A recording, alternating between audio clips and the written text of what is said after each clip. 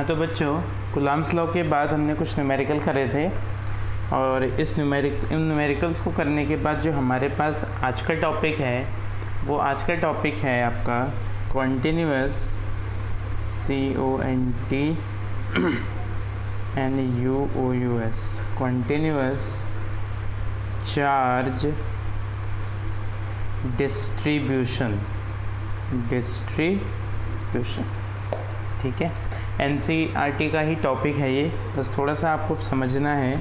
Continuous charge distribution, मैं बार बार कहते रहा हूँ, किसी भी टॉपिक को जब हम स्टडी करते हैं तो वहाँ पर हमें ये ध्यान रखना होता है कि जो हेडिंग लिखा जा रहा है उसमें आपका 70% बातें उसी के अंदर छिपी होती हैं। कॉन्टिन्यूअस चार्ज डिस्ट्रीब्यूशन, सवाल बिल्कुल साफ है, लगातार चार्ज डिस्ट्रीब्यूशन, यानी लगातार चार्ज को क्या करना, डिस्ट्रीब्यूट करना। ठीक है, और कब हो सकता है लगातार चार्ज डिस्ट्रीब्यूट? जब आपके पास चार्ज डिस्ट्रीब्यूट करने के लिए जो स्पेस है वो क्या हो, छोटा हो। ठीक है, लाइक एग्जांपल देखो आप आपको ये एक बॉडी है, इस बॉडी में आपको चार्ज डिस्ट्रीब्यूट करना है। ठीक है, और आपके पास एक बॉडी और है, ये इस बॉडी में भी आपको चार्ज डिस्ट्रीब्यूट करना है। तो ये बात आप समझ रहे होंगे कि इस बॉडी का जो रीज़न है चार्ज को फैलाने के लिए वो कम है, तो इसमें चार्ज अच्छे से क्या हो जाएगा, डिस्ट्रीब्यूट हो जाएगा। इसमें बॉडी का साइज़ क्या है, बड़ा है, यानी रीज़न क्या है, बड़ा है। इसका मतलब ये है कि इसमें चार्ज उतने अच्छे से डिस्ट्रीब्यूट नहीं होगा।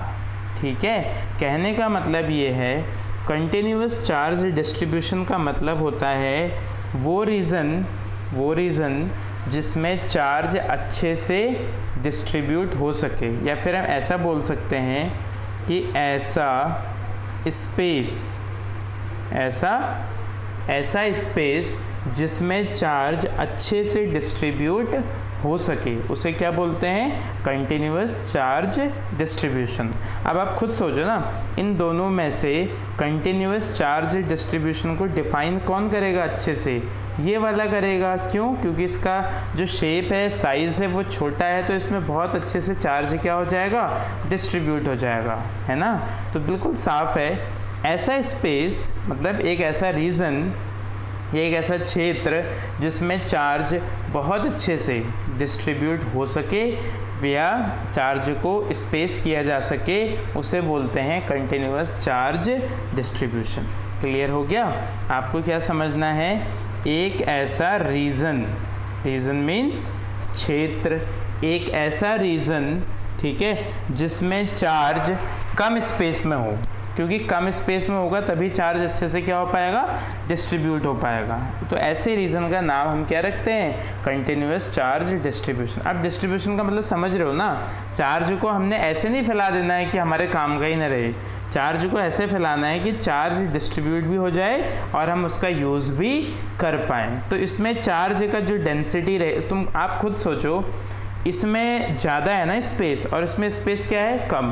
तो अगर हम बात करें डेंसिटी की भी, अगर हम बात करते हैं तो किस में ज़्यादा होगी, इसमें ज़्यादा होगी, क्योंकि इसमें चार्ज क्या है, चार्ज के लिए स्पेस कम है, तो जाहिर सी बात है चार्ज ज़्यादा अमाउंट पे एक जगह पे इकट्ठा होगा। मान लो आप 5 कूलम्ब चार्ज देते हो इसे और 5 कूलम्ब चार्ज देते हो इसे, तो इन दोनों में से किस में चार्ज अच्छे से डिस्ट्रीब्यूट होगा, इसमें। क्यों? चार्ज डिस्ट्रीब्यूट होगा प्लस चार्ज का जो एक मेजरमेंट होता है या फिर चार्ज की जो फीलिंग होती है वो इसमें ज़्यादा रहेगी, इसमें चार्ज की फीलिंग क्या रहेगी, कम। आप मान लो इसी लाइन को ले लो, इस लाइन में चार्ज ज़्यादा फील होगा या फिर इस लाइन में चार्ज ज़्यादा फील होगा, जाहिर सी बात है इस लाइन में, क्योंकि इसकी डेंसिटी क्या है, कम है, इस लाइन में चार्ज क्या फील होगा, कम फील होगा, क्योंकि इसकी लेंथ क्या है, ज़्यादा है। क्लियर हुआ? तो कंटिन्यूअस चार्ज डिस्ट्रीब्यूशन का मतलब ये है कि चार्ज जिस स्पेस में डिस्ट्रीब्यूट हो रहा है वो कितना डेंस है। ठीक है, ठीक है। ये जो कंटिन्यूअस चार्ज डिस्ट्रीब्यूशन होता है ये 3 टाइप्स का होता है। कितने टाइप्स का होता है? 3 टाइप्स का होता है।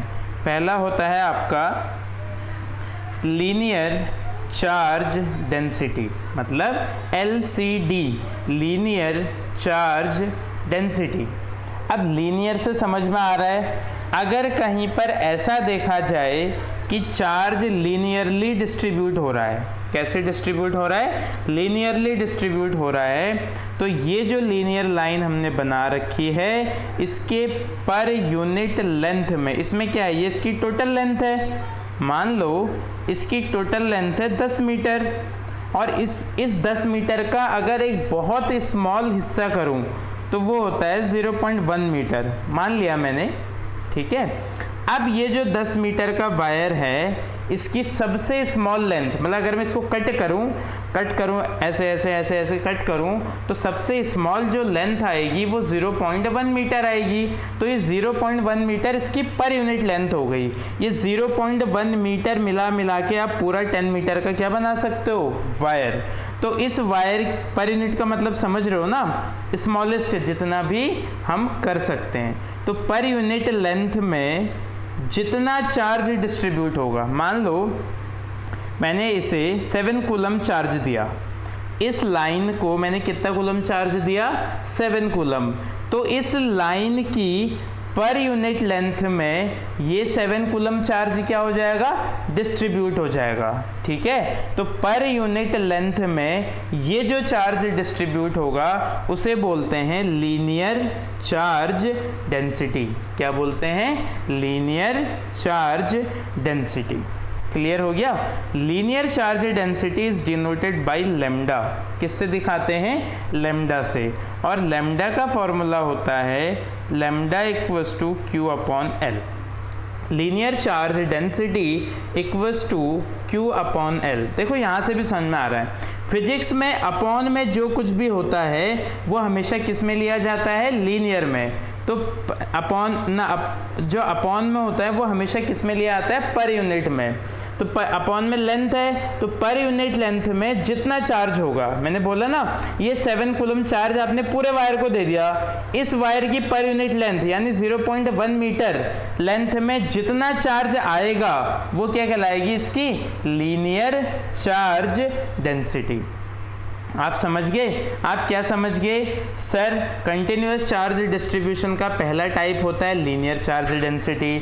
सवाल आता है कि सर लीनियर चार्ज डेंसिटी क्या होता है, तो जो लीनियरली जो पोर्शन होते हैं, है ना, तो उसके पर यूनिट लेंथ में, फिजिक्स में अपॉन में जो कुछ भी आता है वो किस में लिया जाता है, पर यूनिट। पर यूनिट का मतलब स्मॉलेस्ट पोर्शन जितना हम कट कर सकते हैं। तो मान लो 10 मीटर के वायर में से इतना 10 मीटर के वायर के जब स्मॉल पीसेस करते हैं तो हमें सबसे स्मॉलेस्ट पीस की जो लेंथ मिलती है वो इतनी मिलती है, समझ रहे हो ना। तो ये हो गया पर यूनिट। तो पर यूनिट लेंथ में जितना चार्ज डिस्ट्रीब्यूट होता है या जितना चार्ज एग्जिस्टेंस में आता है उसे बोलते हैं लीनियर चार्ज डेंसिटी। क्लियर हो गया, उसे क्या बोलते हैं, linear charge density. It is denoted by lambda. ठीक है, आपको कुछ भी समझ में नहीं आता है तो जब आप कॉपी में हेडिंग लिखोगे या कहीं पर भी आपके दिमाग में आता है तो आप ये याद रखो, जैसे आपके सामने हेडिंग आया लीनियर चार्ज डेंसिटी, तो आप याद रखो linear charge density is denoted by lambda, lambda equals to Q/L। अब यहीं से फॉर्मूला बना लो, पर अपॉन में जो कुछ भी आता है किस में लेते हैं फिजिक्स में, पर यूनिट में। पर यूनिट लेंथ में जितना चार्ज एग्जिस्ट करता है उसे क्या बोलते हैं, लीनियर चार्ज डेंसिटी। ये क्लियर हो गया, हो गया क्लियर, ठीक है। अब हम बात करते हैं, नंबर 1 तो हो गया ये, नंबर 2 होता है बच्चों सरफेस चार्ज डेंसिटी। दूसरा क्या होता है, surface charge density, surface charge density. अब ये क्या होता है, अब लीनियरली में तो लीनियर था, यहाँ पे क्या होगा, सरफेस एरिया। समझ रहे होगे ना, क्योंकि ये लीनियर में तो केवल 1 था 1D, ये किस में आ जाएगा, 2D में आ जाएगा। सरफेस चार्ज डेंसिटी मतलब मैं कुछ इस टाइप की चीज़ की बात कर रहा हूँ जिसमें लेंथ भी हो और ब्रेथ भी हो। ठीक है, इसके लिए हम क्या डिफाइन कर सकते हैं, सरफेस चार्ज डेंसिटी। इसके लिए हम क्या डिफाइन कर सकते हैं, लीनियर चार्ज डेंसिटी। बाकी सारी बातें सेम है। ये जो सरफेस है इस सरफेस का क्या स्मॉलेस्ट पोर्शन हो सकता है? हाँ सर, हो सकता है। उसी स्मॉलेस्ट पोर्शन को क्या बोलेंगे? पर यूनिट एरिया, क्योंकि सरफेस में एरिया होता है, इसमें लेंथ थी, इसमें क्या होगा? एरिया होगा। तो पर यूनिट एरिया, ये जो हमने बॉक्स बना रखा है, इसके पर यूनिट एरिया में, पर यूनिट को किससे दिखाते हैं फिजिक्स में? अपॉन से दिखाते हैं।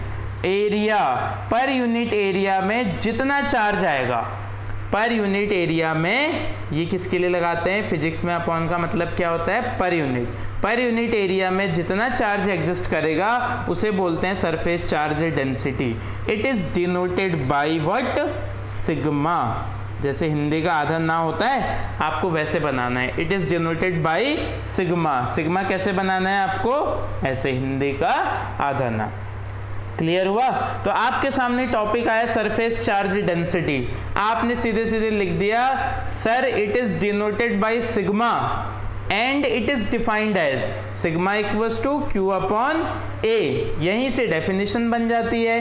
पर यूनिट एरिया में जितना चार्ज आएगा उसे क्या बोलेंगे? Surface charge density. क्लियर हो गया? अब बच्चों बात करते हैं तीसरे टॉपिक की, मतलब इसी का जो तीसरा पार्ट है। पहला क्या था? Linear charge density. दूसरा क्या है? Surface charge density. अगला क्या होगा? जरा सोचो तो, सोचो सोचो क्या हो सकता है अगला? हाँ, वॉल्यूम चार्ज डेंसिटी। अगला क्या होगा? Volume charge density. अब कॉमन सी बात है, वॉल्यूम चार्ज डेंसिटी है तो कोई ऐसी चीज आएगी जिसमें क्या होता हो? लेंथ भी होती हो, ब्रेथ भी होती हो और हाइट भी होती हो। जैसे आपने क्यूब देखा है, क्यूब देखा है ना आपने? क्यूब में क्या होता है? लेंथ भी, ब्रेथ भी और हाइट भी। अब सवाल आता है कि सर इसे कैसे डिफाइन करेंगे? बिल्कुल सेम है, वॉल्यूम चार्ज डेंसिटी है तो क्या होगा? अपॉन में एरिया की जगह वॉल्यूम। पर यूनिट को किससे दिखाते हैं? इससे, अपॉन में वॉल्यूम। पर यूनिट वॉल्यूम में जितना चार्ज होगा, पर यूनिट वॉल्यूम में जितना चार्ज होगा उसे क्या बोलते हैं? Volume charge density. सर इसे डिनोट कैसे करते हैं? तो सर इसे डिनोट करने के लिए लिखते हैं डेल। क्या लिखते हैं? डेल। कैसे बनाते हैं? ऐसे बनाते हैं। कैसे बनाते हैं? ऐसे। समझ में आया? तो ये हो गया बेटा आपका वॉल्यूम चार्ज डेंसिटी। ठीक है, एक बार फिर से बात कर लेते हैं। अगर हम बात करें कंटिन्यूअस चार्ज डिस्ट्रीब्यूशन की, तो एक ऐसा रीजन जहां पूरे स्पेस में, एक ऐसा रीजन जहां पूरे स्पेस में चार्ज अच्छे से डिस्ट्रीब्यूट हो सके और चार्ज की एग्जिस्टेंस भी आए, मतलब चार्ज का हमें पता भी चले, तो उसे बोलते हैं सरफेस, उसे बोलते हैं कंटिन्यूअस चार्ज डिस्ट्रीब्यूशन। ठीक हो गया? ये तीन टाइप का होता है। पहला कौन सा होता है? LCD। क्या मतलब हुआ? ये वो नहीं है LCD, टीवी वाला LCD नहीं है ये, इसका मतलब है लीनियर चार्ज डेंसिटी। अब सर बिल्कुल सामने बात है, लीनियर चार्ज डेंसिटी का मतलब क्या हुआ? अगर चार्ज ऐसे डिस्ट्रीब्यूट हो रहा हो तो क्या होगा? Linear charge density. सर इसको मैथमेटिकली कैसे डिफाइन करेंगे? Lambda equals to Q upon L. Per unit length में जितना चार्ज आएगा उसे लैम्डा बोलते हैं। लैम्डा मतलब लीनियर चार्ज डेंसिटी। सर दूसरा नंबर SCD यानी surface charge density. Sir per unit area में जितना चार्ज आएगा उसे क्या बोलते हैं? Surface charge density. तीसरा कौन सा है? वॉल्यूम चार्ज डेंसिटी, यानी कि पर यूनिट वॉल्यूम में जितना चार्ज आएगा उसे क्या बोलते हैं? Volume charge density. क्लियर हो गया? इसके मैंने जो नोट्स बनाए हैं आप लोग के लिए, वो नोट्स भी मैं आपको दिखा देता हूँ, फिर मैं PDF आपको सेंड करूँगा, आपको पता चल जाएगा। ये देखिए बच्चों, ये हैं हमारे इसके नोट्स। देखो हेडिंग क्या लिखा है? क्या लिखा है हेडिंग? Continuous charge distribution. ठीक है। तो जैसा कि हमने बताया था वैसा ही लिखा है, the region in which charges are closely spaced. Closely spaced का मतलब कम स्पेस में जहाँ पे चार्ज एग्जिस्टेंस में आएगा उसे बोलते हैं कंटिन्यूअस चार्ज डिस्ट्रीब्यूशन। ये कितने टाइप के होते हैं सर? 3 टाइप के होते हैं। पहला कौन सा होता है? लीनियर चार्ज डेंसिटी, ठीक है, या फिर लीनियर चार्ज डिस्ट्रीब्यूशन, ठीक है। लीनियर चार्ज डिस्ट्रीब्यूशन बोलो या लीनियर चार्ज डेंसिटी बोलो, एक ही बात है। दूसरा कौन सा होता है? Surface charge density. तीसरा कौन सा होता है? Volume charge density.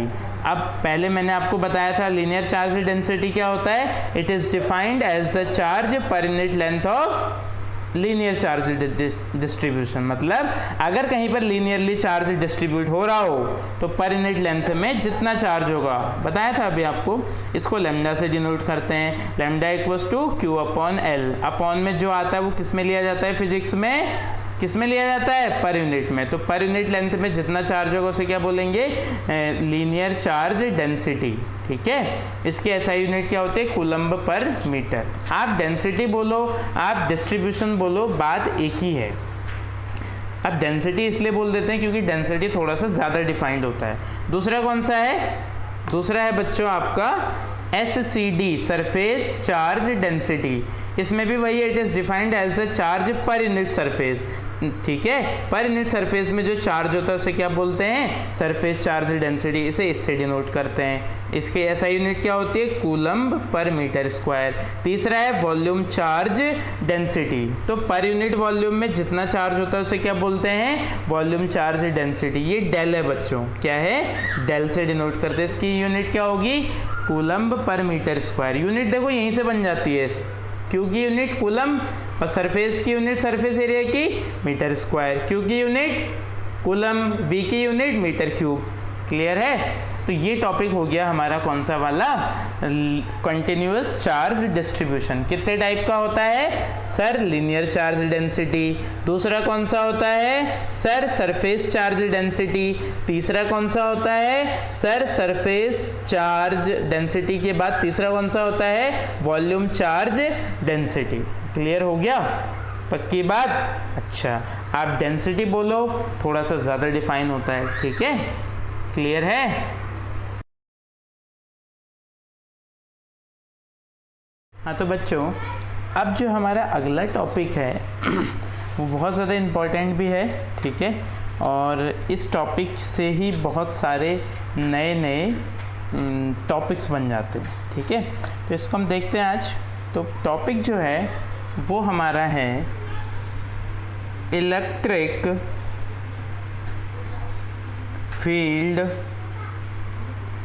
Due to a point charge, ठीक है। क्या है हमारा अगला हेडिंग? ये आप ध्यान देना, ये पहला डेरिवेशन है, ठीक है। मतलब हमने जब से अभी शुरू करा है तो वहाँ पर ये कौन सा डेरिवेशन है? पहला, ठीक है। क्या है? Electric field due to a point charge. किसी पॉइंट चार्ज की वजह से आने वाला इलेक्ट्रिक फील्ड। देखो ध्यान से समझना, क्योंकि समझना बहुत ज़रूरी है। Electric field due to a point charge मतलब जैसे ये मेरे पास कोई पॉइंट चार्ज है, पॉइंट दिख रहा होगा, तो चार्ज इतना ही है। मतलब पॉइंट चार्ज का मतलब ये है कि चार्ज की वैल्यू इतनी है, तो इस पॉइंट चार्ज की वजह से कितना इलेक्ट्रिक फील्ड आएगा। इलेक्ट्रिक फील्ड समझते हो ना? इलेक्ट्रिक फील्ड क्या होता है? वो रीजन होता है जिस पर कोई चार्ज किसी अदर चार्ज के लिए क्या फील करता है? क्या फील करता है? इलेक्ट्रोस्टैटिक फोर्स, यानी अट्रैक्शन और रिपल्सन। मैंने बता रखा है ना आपको।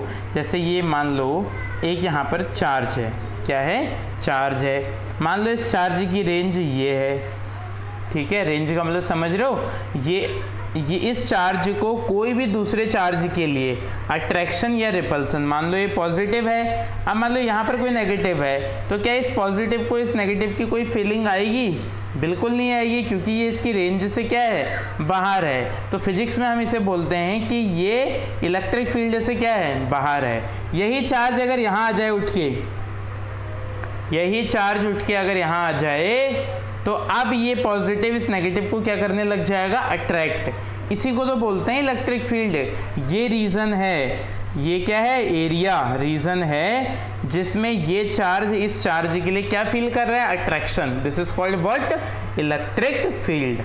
ठीक है, तो यही हमने इस डेरिवेशन में फाइंड करना है कि अगर मेरे पास कोई पॉइंट चार्ज हो, उस पॉइंट चार्ज की वजह से कितना इलेक्ट्रिक फील्ड हो सकता है। ठीक है, ठीक। अब थोड़ा सा ये समझो, इलेक्ट्रिक फील्ड आने के लिए ज़रूरी क्या है, मुझे ये बताओ, खुद सोचो। अगर ये चार्ज के आसपास या इसके रीजन में कोई ऐसा चार्ज नहीं होता प्लस माइनस वाला, तो क्या ये कुछ फील करता?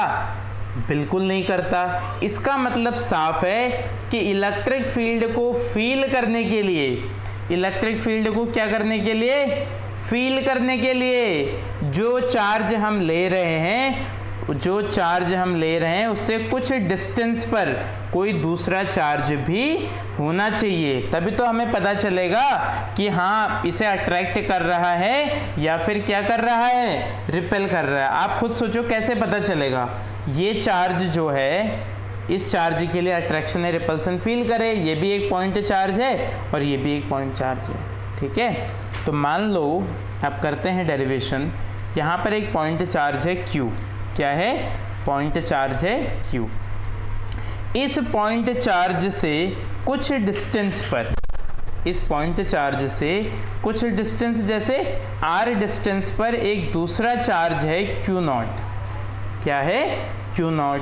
ठीक है, ये Q0 जहाँ पर है वो पॉइंट हमने क्या ले लिया, P ले लिया, और जहाँ ये Q है वो पॉइंट हमने क्या ले लिया, O ले लिया। तो बिल्कुल सामान्य सी भाषा है, एक पॉइंट चार्ज है, वैल्यू क्या है, प्लस Q, किस पॉइंट पर, O पर। इससे R डिस्टेंस पर एक दूसरा पॉइंट चार्ज है, एक दूसरा चार्ज है Q0, किस पॉइंट पर, P। ये भी पॉइंट चार्ज है, ये भी पॉइंट चार्ज है। ठीक है, अच्छा एक बात बताओ, ये चार्ज फिक्स है, ये क्या है, फिक्स है, और ये चार्ज फील करेगा, क्या फील करेगा, अट्रैक्शन या फिर रिपल्सन। मान लो मैंने इसे भी प्लस बना दिया, तो अब ये रिपल्सन फील करेगा। यही अट्रैक्शन या रिपल्सन फील करने वाले फोर्स को क्या बोलते हैं, इलेक्ट्रोस्टैटिक फोर्स, है ना। तो बच्चों अब इस डेरिवेशन को करना कैसे है, देखो पहले बिल्कुल सिंपल भाषा में समझो कि सर हमारे पास एक चार्ज है Q, पॉइंट O पर सिचुएटेड है। ठीक है, इससे R डिस्टेंस पर एक अनदर चार्ज है, कौन सा, Q0, जो कहाँ पे सिचुएटेड है, पॉइंट P पर। बिल्कुल सही बात है, इस पॉइंट P पर ही हमने क्या निकालना है, इलेक्ट्रिक फील्ड निकालना है। किसकी वजह से, इसकी वजह से, है ना।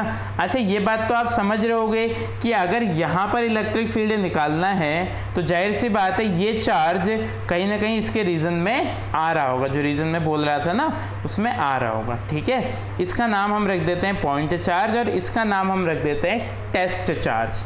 क्या रख देते हैं, टेस्ट चार्ज। टेस्ट चार्ज क्यों बोलते हैं बच्चों इसे, क्योंकि कहीं ना कहीं इसका टेस्ट हो रहा है कि ये चार्ज इसको अट्रैक्ट या रिपेल कर पाता है या फिर नहीं कर पाता है। क्योंकि जब अट्रैक्ट या रिपेल करेगा तो उसमें पावर लगेगी, उसी पावर को तो ये बोलते हैं हम इलेक्ट्रिक फील्ड। ठीक है, अच्छा इतना क्लियर हो गया। तो सारी बातें छोड़ो, हमें पता है कि अगर हमारे पास दो चार्ज हैं और वो एक दूसरे से कुछ डिस्टेंस पे रखे हुए हैं तो उनके बीच में क्या लगता है, क्या लगता है, इलेक्ट्रोस्टैटिक फोर्स। पढ़ा था ना कूलम्ब्स लॉ में, तो इन दोनों के बीच में भी क्या लगेगा, इलेक्ट्रोस्टैटिक फोर्स लगेगा। कितना लगेगा, 1/4πε0। ठीक है, होता है नहीं, Q1 Q2 होता था, बट Q1 की जगह Q है और Q2 की जगह क्या है, Q0। अपॉन में क्या हो जाएगा, दोनों के बीच की डिस्टेंस यानी कि r²। कहीं कहीं पे डिस्टेंस x होती है तो यहाँ पे क्या आ जाएगा, x²। ये क्लियर हो गया। ठीक है, जब हमने आपको इलेक्ट्रिक फील्ड की डेफिनेशन बताई थी तो वहाँ पर ये बताया था कि इलेक्ट्रिक फील्ड को डिनोट करते हैं E से। किससे करते हैं, E से। E इक्वल्स टू क्या होता है, F अपॉन वो चार्ज जिसका टेस्ट हो रहा हो। किसका टेस्ट हो रहा है, इसका, यानी F अपॉन क्या आएगा, Q0। हमेशा ध्यान रखना ये Q0 कौन सा चार्ज होता है, टेस्ट चार्ज होता है। तो अब बिल्कुल कॉमन है, ये बात समझ में आई। ये बात मैंने आपको बताई है पहले कि पर यूनिट चार्ज में जितना फोर्स लगता है उसी को तो इलेक्ट्रिक फील्ड बोलते हैं।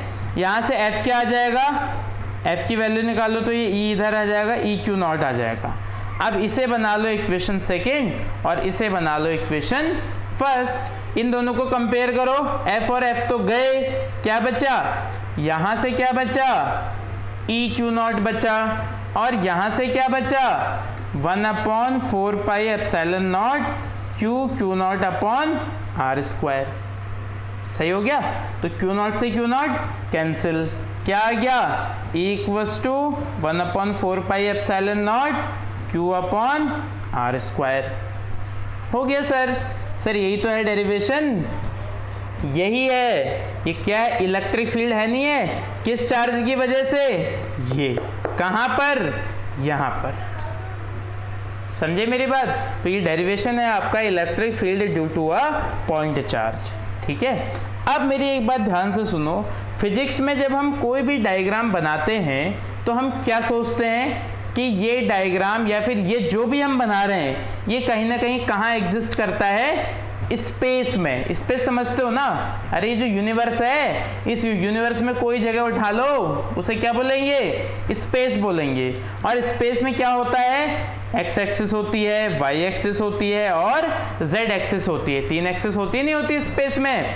तो इस स्पेस में कोई भी जो हम सिस्टम बनाते हैं वो कहाँ एग्जिस्ट करता है, इस स्पेस में।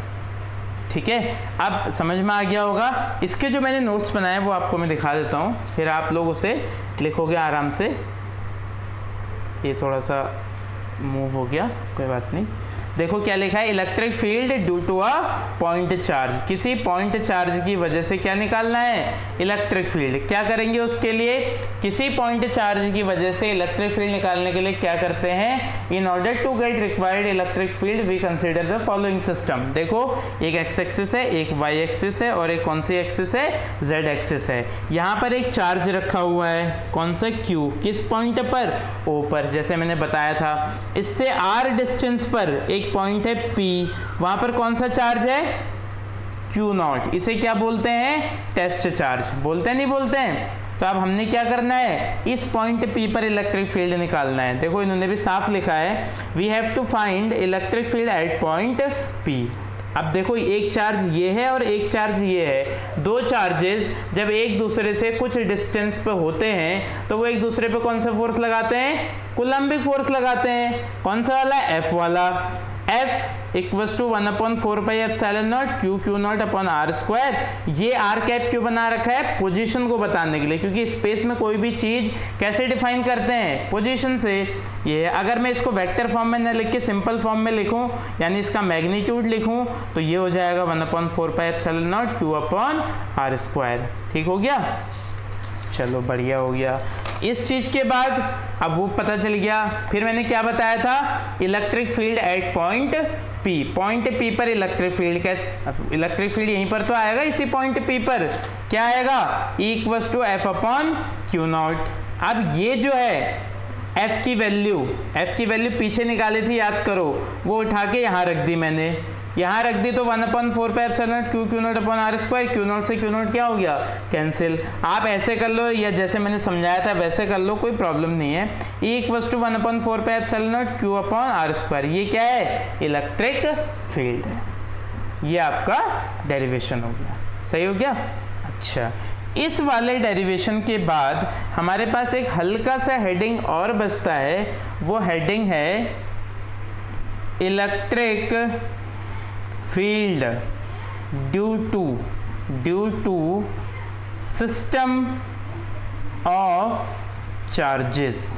बहुत सिंपल है, मतलब कहने का मतलब ये है, अगर मेरे पास एक सिस्टम है, ये देखो एक ये सिस्टम है, ठीक है। मान लो इसके अंदर 3 चार्ज एग्जिस्ट करते हैं, मतलब 3 जगह पर इसके अंदर क्या है, चार्ज हैं। सही हो गया। तो 3 चार्ज एग्जिस्ट करते हैं तो 3 जगह क्या आ जाएगा, इलेक्ट्रिक फील्ड आ जाएगा। एक का नाम E1 रख दो, एक का नाम E2 रख दो और एक का नाम E3 रख दो। तो ये हेडिंग यही कह रहा है कि अगर बहुत सारे चार्जेस होंगे तो इलेक्ट्रिक फील्ड कैसे निकालेंगे। तो सिंपल है, जितनी भी जगह इलेक्ट्रिक फील्ड निकालेंगे पूरे सिस्टम का निकालने के लिए क्या कर देंगे, सम कर देंगे। जैसे E1 E2 E3 है, पूरे सिस्टम में 3 चार्जेस हैं, तो E इक्वस टू क्या हो जाएगा, E equals to E1 plus E2 plus E3। आई मेरी बात समझ में? तो ये है electric field due to system of charges. इसका भी मैं आपको दिखा देता हूँ, सिंपल है। देखो हेडिंग लिखा है, हेडिंग क्या लिखा है, electric field due to system of charges. ठीक है, इसके लिए हमने क्या करा, वी कंसीडर एक सिस्टम ले लिया जिसमें चार्जेस क्या है, Q1 Q2 Q3 dot dot dot n charges हैं और उनमें चार्ज इतना है, with position vector R1 R2 dot dot dot Rn। Position vector समझ रहे हो, पोजीशन वेक्टर क्या बताता है कि स्पेस में जो हमने चार्ज लिया है वो कहाँ पर है। टोटल कैसे निकालेंगे फिर, E equals to E1 plus E2 plus E3 plus dot dot dot En तक। E1 की वैल्यू क्या होगी, 1/4 pi epsilon naught Q1 upon R1 square, 1/4 pi epsilon naught Q2 upon R square E2 की, फिर E3 ऐसे En की। तो 1/4 pi epsilon not सब में क्या दिख रहा है, कॉमन दिख रहा है, ले लिया कॉमन, फिर ये बचा। अब आपने 9th-10th क्लास में ये सीखा हुआ है कि अगर हमारे पास कोई चीज़ इस फॉर्म में आती है जो लगातार एग्जिस्ट कर रही हो, तो ऐसे में हम क्या करते हैं, सिग्मा लगा देते हैं। क्या लगा देते हैं, कहाँ से लेके, 1 से लेके n तक है, तो 1 से लेके n तक सिग्मा लगा दिया। 1 को किससे, i से डिनोट करते हैं, तो QI अपॉन RI का स्क्वायर। ठीक है, ये सिंपल है बच्चों, ये आपको पहले की क्लासेस में बताया जाता है। अगर हम इसी को पोजीशन वेक्टर की फॉर्म में लिखें तो कुछ नहीं करना है, यहाँ पर क्या लगा देंगे, RI कैप भी लगा देंगे। ठीक है, तो आपको ये भी समझ में आ गया कि अगर सिस्टम ऑफ चार्जेस हमारे पास एग्जिस्टेंस में हो तो वहाँ पर इलेक्ट्रिक फील्ड निकालने का सिंपल तरीका ये है, जितनी जगह भी आप इलेक्ट्रिक फील्ड निकालो, जितने पॉइंट्स पर, पूरे सिस्टम के लिए क्या कर दो, उसे ऐड कर दो। ठीक है, तो ये अब हमारे पास 3 टॉपिक हमारे खत्म हो गए। पहला कौन सा, कंटिन्यूअस चार्ज डिस्ट्रीब्यूशन, दूसरा electric field due to a point charge, तीसरा कौन सा रहा, electric field due to system of charges. मतलब मान लो कहीं पर 100 चार्ज एक साथ एग्जिस्ट कर रहे हैं, तो उनके लिए हर पॉइंट पे इलेक्ट्रिक फील्ड कैसे निकालेगा, हर जगह पर उन्हें ऐड कर देगा। ठीक है, तो अगले लेक्चर में मिलते हैं, देखते हैं क्या करते हैं, फिर उसमें अगला लेक्चर देखेंगे। ठीक है, ओके, थैंक यू।